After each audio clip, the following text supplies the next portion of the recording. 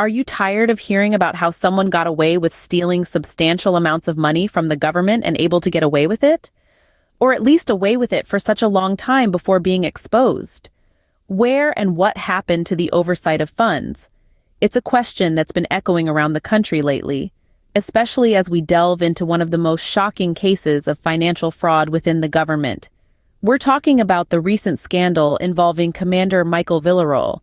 This U.S. Navy doctor pleaded guilty in federal court, admitting to a conspiracy of defrauding the Navy. You might ask, how did they do it? Well, he faked or exaggerated injuries to obtain insurance payments. And these weren't just any payments. They were intended to help service members recovering from traumatic injuries. Villarroel and participants in this scheme managed to obtain roughly $2 million from the Traumatic Service Members Group's life insurance program. This is a program funded by service members and the Navy itself. Villarroel personally pocketed more than $180,000 in kickbacks. Oh yeah, he's still serving in the Navy. Not as a doctor, but still in an institution he stole millions of dollars from? Michael Villarroel, a U.S. Navy doctor, pleaded guilty in federal court, admitting that he and others conspired to defraud the Navy. This marked the beginning of a shocking revelation that would shake the very foundations of trust within the institution. This was not a one-time act of desperation, but a systematic abuse of power and trust that spanned over several years, from 2012 to 2015. How did they manage to carry out this fraud for so long, you might ask? The answer lies in the very nature of their positions. As a doctor, Villarroel was in a unique position of trust and authority. He signed off on applications, knowing full well that the claimed injuries were false or exaggerated. With each fraudulent signature, they siphoned off funds meant for those who had risked their lives in service of their country.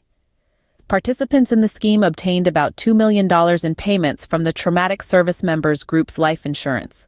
A stark reminder of the depths some will stoop to for personal gain, at the expense of those who truly deserve help and support. Where is the oversight?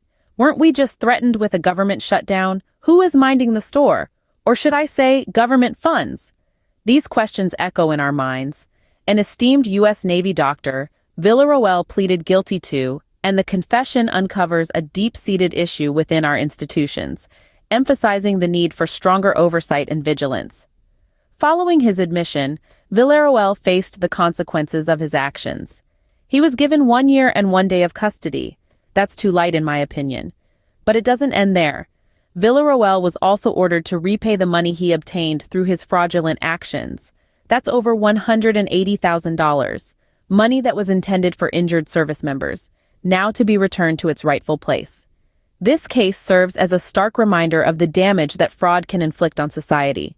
It's not just about the money, substantial as it was. It's about the betrayal of trust, the exploitation of a system designed to help those in need. It's about the service members, recovering from traumatic injuries, who were denied the financial assistance they were entitled to. It's about every taxpayer, every citizen who places their faith in our institutions, only to see it shattered by cases like this. But let's not forget the role of oversight in this narrative. It was the lack of it that allowed Villarroel and his co-conspirators to carry out their scheme for years. It was the lack of it that let them take advantage of a system that relies on trust and integrity. And it's the strengthening of it that will prevent such cases from recurring. The importance of oversight cannot be overstated. It's what keeps our institutions accountable. It's what maintains the balance of power and ensures that those who break the law face the consequences. It's what protects the public's trust and upholds the integrity of our systems. So as we reflect on this case, let's remember that.